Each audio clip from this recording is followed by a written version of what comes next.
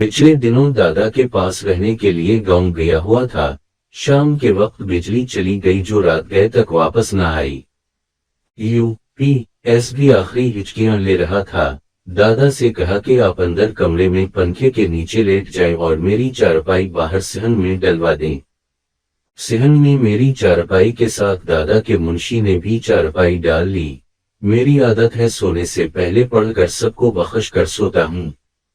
आसमान की जानिब मुझको मुंह किए बुड़बड़ाता देखकर मुंशी उठकर बैठ गया।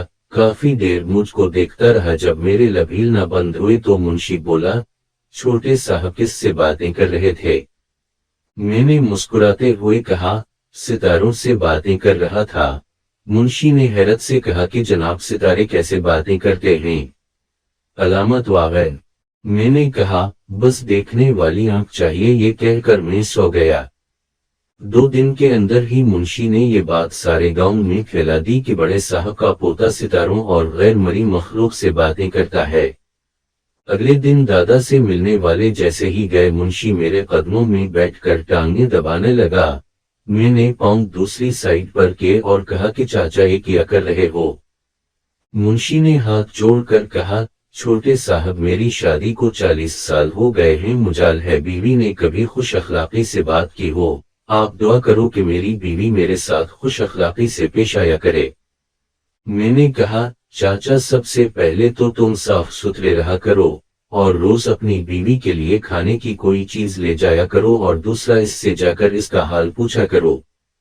अगली सुबह मुंशी नाचता हुआ आया और बोला, जनाब मेरी बीवी ने जिंदगी में पहली बार मुझसे बहुत मोहब्बत से बर्ताव किया। मुंशी के साथ अब इसकी बीवी ने औरतों में ये बात फैला दी कि बड़े साहब का पोता कोई पहुंची हुई चीज है।